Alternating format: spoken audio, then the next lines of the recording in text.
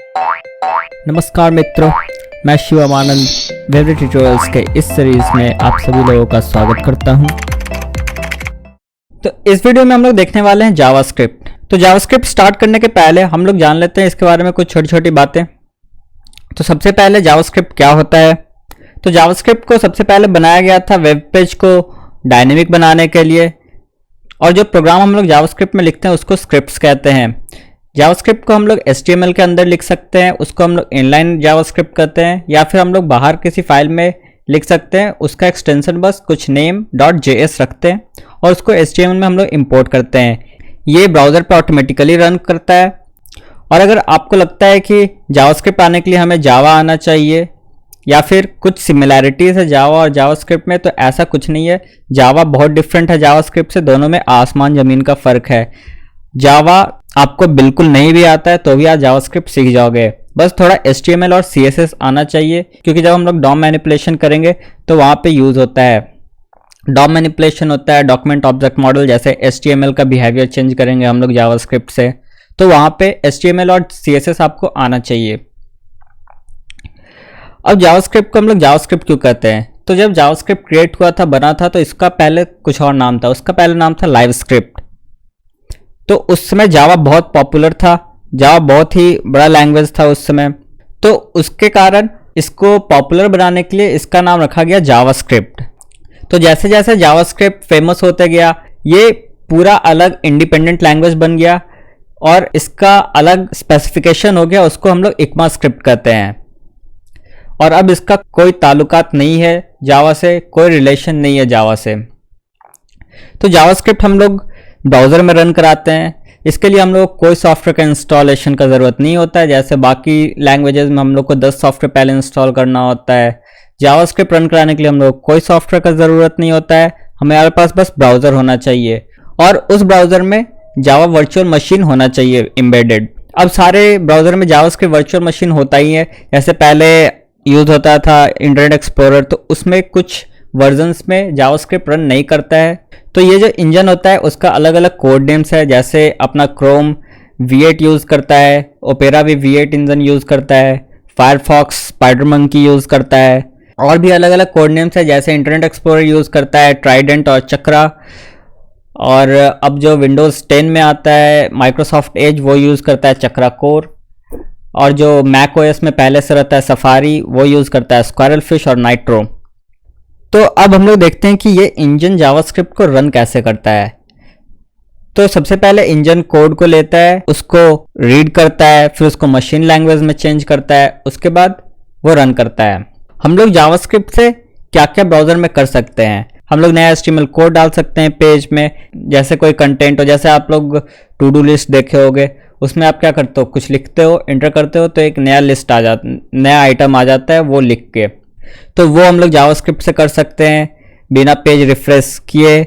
हम लोग user actions को पॉइंट आउट कर सकते हैं, जैसे माउस कहाँ पे क्लिक हुआ है, कीबोर्ड पे कौन सा की प्रेस किया गया है। तो हम लोग रिक्वेस्ट भेज सकते हैं दूसरे नेटवर्क पे, जैसे आप लोगों को API अगर पता होगा तो हम लोग उससे डेटा फेच कर सकते हैं जावास्क्रिप्ट से।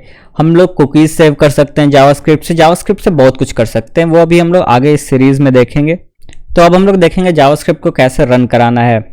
तो अब हम लोग जावास्क्रिप्ट में कोड कैसे लिखते हैं। तो जैसा अभी मैं बताया था कि हम लोग ब्राउज़र में भी लिख सकते हैं और कोड एडिटर पे भी लिख सकते हैं। तो यहाँ पे मैं VS कोड यूज़ करूँगा, कोड एडिटर।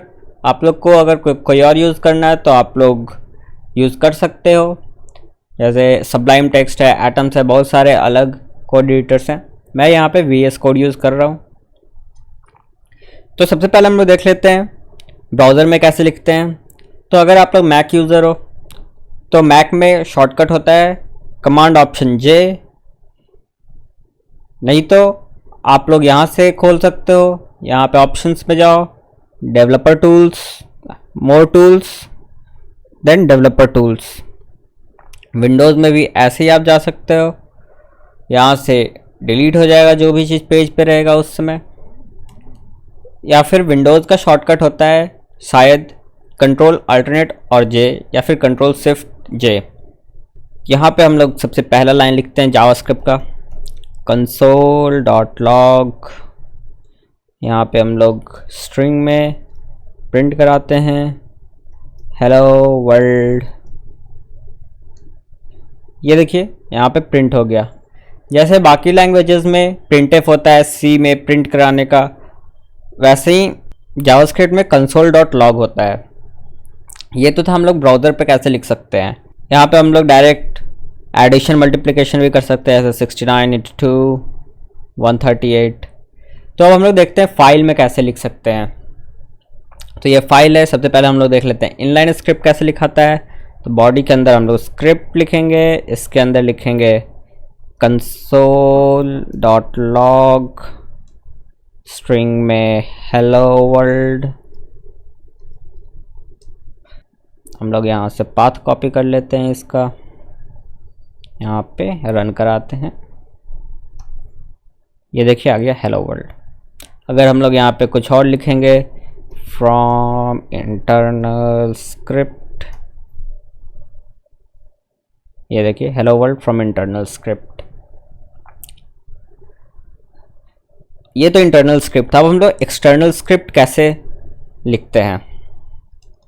यहाँ से इसको डिलीट कर दिया हम। हमारा एक फाइल बना हुआ है script.js, इसको हम इंपोर्ट करेंगे बॉडी के अंदर। सबसे नीचे में हम लोग इंपोर्ट करते हैं, तो पहले हम लोग एक h1 में लिख देते हैं जावा। इसके नीचे हम इंपोर्ट करते हैं स्क्रिप्ट लिखते हैं। उसके बाद सोर्स फाइल का लोकेशन, तो हमारा एसेट्स में है, स्क्रिप्ट्स में है script.js। फिर अब हम लोग यहाँ पे लिखेंगे console.log, यहाँ पे लिख देते हैं hello I am from external script. देखिए यहाँ पे आ गया hello I am from external script. तो ऐसे हम जावास्क्रिप्ट का कोड लिखते हैं। हम लोग यहाँ पे सबसे पहला लाइन लिखे हैं जावास्क्रिप्ट का। नेक्स्ट वीडियो में हम लोग देखेंगे वैर कैसे यूज़ करते हैं, वेरिएबल क्या होता है, वेरिएबल कैसे कैसे डिफाइन करते हैं। तो बस इस वीडियो में इतना ही। इस वीडियो को लाइक कर दीजिएगा, मेरे चैनल को सब्सक्राइब कर दीजिएगा आगे जावास्क्रिप्ट का वीडियोस देखते रहने के लिए, या फिर वेब डेवलपमेंट से रिलेटेड वीडियोस देखते रहने के लिए।